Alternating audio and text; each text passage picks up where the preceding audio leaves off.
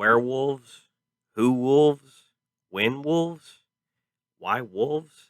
What's going on, guys? Today we are continuing the painstaking review of the Sparkly Vampire Saga, this time New Moon. Of course, I am Justin, not a wolf, but a Culture Coyote, and you can get more of me and my pretentious partners by subscribing to our channel here and TikTok, and you can keep up with the latest in pop culture news on Instagram and Twitter as well. Please support our friend channels Adventures by Abels and In the Bat Loop on YouTube and Instagram.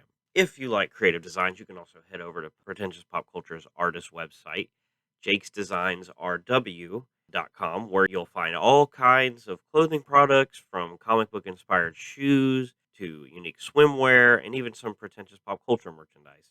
Like this shirt here with the Culture Coyote. That's me. Please remember to leave a like at the bottom of this video and ring the bell for updates on all our new content. So let's sink our wolf jaws into this movie. This movie came out in 2009, exactly 1 year after Twilight. First off, I do want to mention that this is a better movie than the previous one. And as I brought up in the previous review, the movies do get better with each sequel. And I can really tell that Robert Pattinson and Kristen Stewart are trying a bit harder here. And I also think that Bella has a lot more emotions in this movie that give Stewart the opportunity to flex her acting muscles. And I even think the director of photography got in a few more creative shots, like the forests of Washington and the cityscapes of Italy. It definitely feels like a bigger budget for this one. So we start this movie off with Bella and Edward as a couple right after the end of the first one, and in line with my previous theory that Bella cares more about the life that Edward offers as a vampire than the chemistry that the pair have. And she is constantly begging to become a vampire. And this movie is where I think the selfishness of Bella really comes into play. As in the last movie, she was selfless enough to give her mom space to have her new relationship with her stepdad, but that kind Bella has left the building. Bella in New Moon is all about her needs. Edward, keeping in line with his perfect male character persona, doesn't want to damn Bella to vampirehood, and perfectly opening the door for a vampire werewolf Bella love triangle, he breaks up with Bella, leaving town, asking her not to do anything reckless. Yeah, right. Bella, who is way too attached for a high school girl at this point in her life, spirals into a manic depression. And this is where I think Stewart's acting actually shines a little bit, because, especially when her in a relationship with her father, who is just trying so hard to help her out but can't do anything. And so, of course, she soon runs into the other teen heartthrob, Jacob, and decides to make use of his validating affection as a coping method.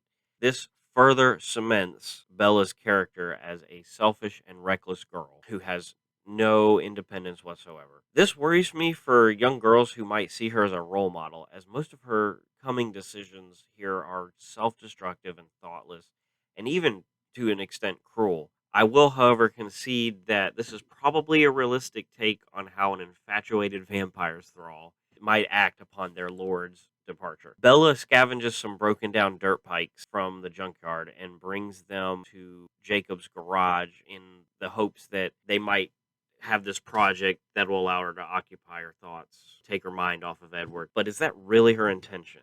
Before this, she develops a theory that if she puts herself in danger, that Edward will show up to rescue her, a la Superman and Lois. She has attempted this a few times before she meets up with Jacob, and each time a spectral form of Edward appears, and he's kind of like a disappointing father saying, "No, don't do that. Don't do this, Bella. Stop." And while I think the viewer is supposed to assume that Edward will be keeping tabs on her through his family's vampire powers, it is never really explained, or at least I didn't catch it, whether the spectral form of Edward is like in her mind or like one of the vampire's powers. And I guess I think it's in her mind. And I have to wonder if the dirt bikes are simply a means to the end goal of putting herself in danger so that she can summon Edward. So Bella and Jacob start this project and over time develop a strong and intimate bond, which Bella leaves ambiguous enough that Jacob will keep spending time with her. Like, ladies, don't do this. This is about as toxic a thing as you can do. It's okay to spend time with dudes. It's just totally fine, but make your intentions clear from the beginning if you have no interest romantically. Bella is doing real harm to Jacob here, who she knows is infatuated with her and has feelings for her, but she doesn't really care. Her own emotions are her priority. The dynamic here between Jacob and Bella is so much stronger than the first movies. The chemistry between Bella and Edward, as she's not just open mouth drooling the whole time when they first meet up. And they actually have some great chemistry and moments together. In the real world, this is how relationships work. They bond over time with a project and shared interests, exploring each other's passions, etc. And it's not that Edward didn't do that with Bella in the first movie, it's that the infatuation was there way before all of that. I also like that Jacob knew her in childhood and that her father is friends with the Native American tribe that Jacob is part of. Of course, Bella is not remotely interested in a realistic life and just strings Jacob along in favor of her obsession with becoming a vampire. The dynamic and the exploration of the werewolf lore makes this movie much stronger than the first. It is here where we get introduced to the B plot that Bella is being hunted by, I think her name is Rosalie, but I'm not sure. I really like they do nothing with this vampire character. She's just kind of like this looming threat in the background, not really front and center. But I do like some of the environmental storytelling here with the town of Forks, Washington, notably when Bella and Jacob are looking at a bluff, like a cliff where other tribe members are jumping off into the water, and it's kind of foreshadowing Bella making more stupid decisions. The most cringe thing happens in this movie when Bella and Jacob are at a movie, and afterwards Jacob goes to hold Bella's hand, and she recoils, like yanks her hand back, and he's like, "Oh, I can't hold your hand." She's like, "Yeah, you can hold my hand," but like she's like, "It's okay to hold my hand, even though I just yanked my hand back." But the signals she's giving off are like immediate friend zone signals. Like what? Like now you're going to tell him after weeks of one-sided intimacy? I mean, I was never team Jacob. I was more like team Jacob, run the hell away. Like you can do so much better than her. Run. Go away. She's crazy.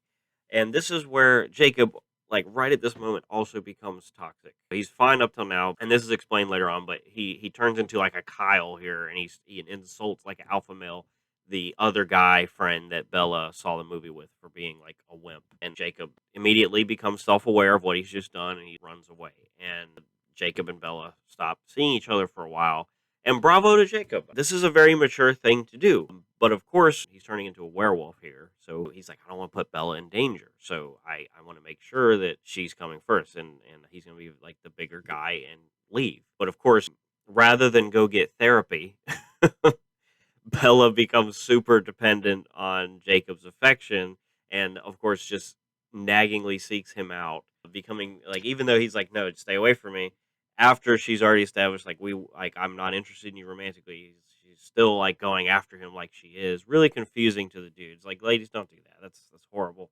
When he doesn't immediately fall back with her, she starts being really snoopy in the same way she was in the first movie, where she's like, I really just I want to know your dirty little secrets. And of course, this ultimately becomes a thing where she does find out that he's a werewolf. They start to become closer again, where she's like, "Ooh, more supernatural dudes that are hot. I want to figure out more of this." This is kind of like the fun part of the movie because we do get some exposition, some backstory. I like learning about the native tribe and the werewolves in the same way that I like learning about vampires in the first one, but I do think the werewolves here are a little more interesting. I think they do a great job establishing the conflict of vampires to wolves and how Jacob's got like this family orientation where he cares about another younger werewolf named Sam, and how the wolves imprint on people that they care about, like they're intimately involved with or that they need to protect. I think that was a really cool element, and it does, future spoilers in the later reviews, it does set up a lot of dynamics that come out in the later movies, which I find really fascinating. Jacob introduces Bella to his werewolf tribe family as he starts to begin his new life as a werewolf. Some red flags with the wolf tribe leader's wife has this like massive scar on her face because the leader, I forget his name, he lost it during a mood swing and like swiped at her. At this point, I couldn't help but feel disgusted about how bad for each other all the characters were. I was again back to say like, okay, yes, Edward and Bella should get together because she'd be better off with the vampire than leading this Jacob guy along until she pisses him off enough to where he's going to swipe at her. It's never good, there's no way she can become a werewolf, but she could become a vampire. So I could see like, yeah, back Edward makes more sense, but it's just again, it's the chemistry she has with Jacob's a little bit better. But I gotta say, if you find yourself attracted to two different supernatural boys who could potentially kill you from either mood swings or just this insatiable hunger for your blood, you have problems. Go see a therapist.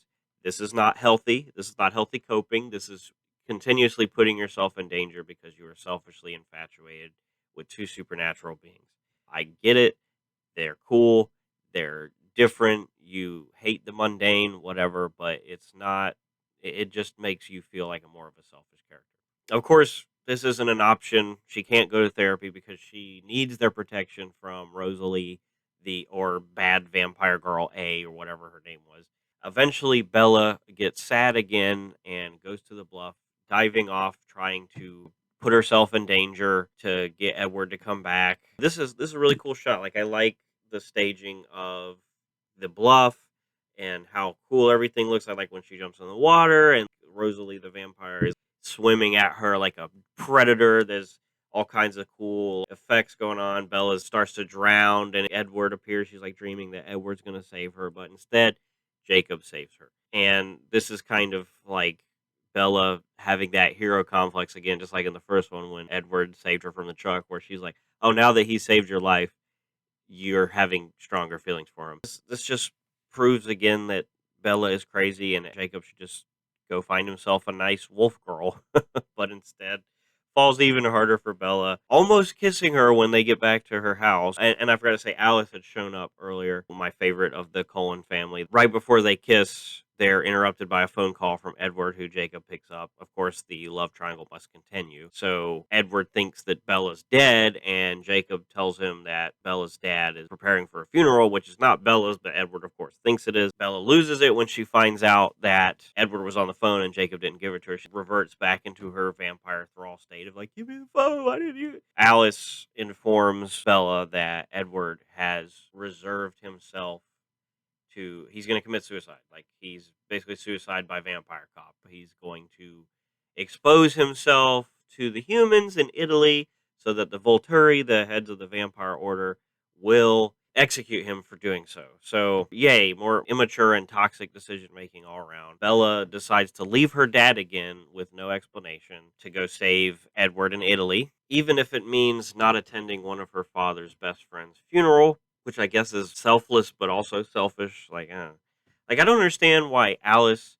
couldn't just go to Italy to tell Edward that Bella's not dead. Ain't got to do this. But I think just Bella wants any excuse to see Edward at this point. Still his vampire thrall. She is just overwhelmingly infatuated with this vampire that she has very little chemistry with. Of course, Jacob's like, "Don't go, don't go." But she does anyways. We go to Italy. It's really cool staging. There's a lot of people walking around with monk clothes on, these crimson robes, really nice outdoor shots. Bella's able to stop Edward right as he's about to expose himself, and they kind of reconnect. They kiss. Edward regrets leaving her. The Volturi members come out and they force Edward and Bella to go speak with the heads of the vampires. It gets really dark here. Dakota Fanning, cool. I mean, she's just there. She's one of their members. She doesn't really do much. I like this aspect of the series because the vampire powers are cool and this elevates the story a little bit beyond a soap opera of a romance story.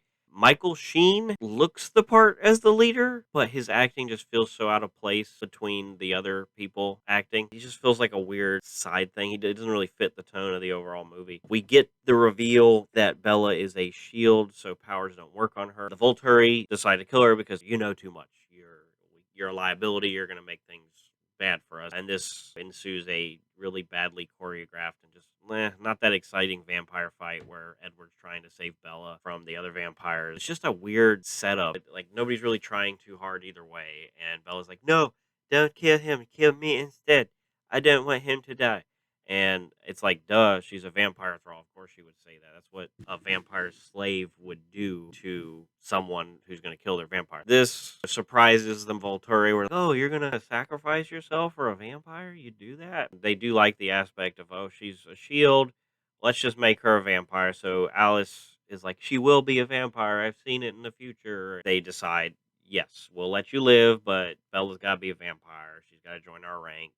They don't have to make her a vampire just yet, though. They give her like a time period. Just soon, you have to agree to do it, or we'll come for you. They go back to Forks. Edward's back. They're all back. The Cullens are back. This is where kind of the love triangle is put on hiatus for a little bit. Bella and Edward and Jacob have this scene together. Bella admits that she loves Jacob, but she's like, "Don't make me choose." It's like, yeah, you chose already. You chose from the beginning. You never chose Jacob.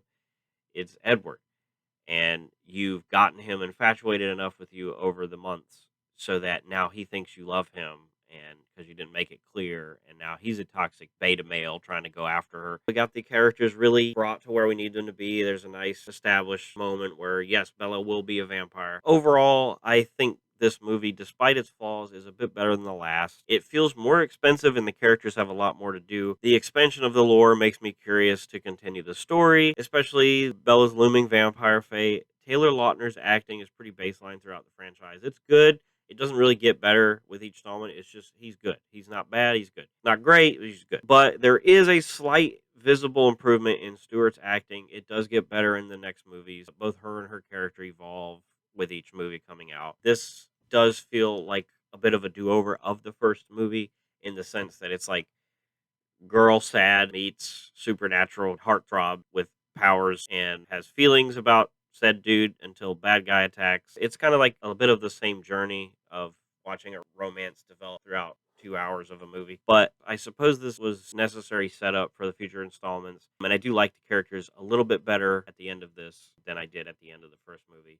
But I do think Bella, she's a very selfish kind of person. She's not making a lot of logical decisions, and I guess that's how love works. It's just hard to imagine an 18-year-old girl having enough information to make all the decisions she's making that are going to really impact the rest of her life. I gotta give this movie a 7. I do like the next movie a little bit more, and like I said, they get better. Stay tuned for the movie Eclipse. I'll review that next Monday. I'll have that review out. Keep your eyes peeled to Pretentious Pop Culture on YouTube and TikTok, where there will be definite reviews coming out for James Gunn's The Suicide Squad. Thanks for watching yet another Pretentious review.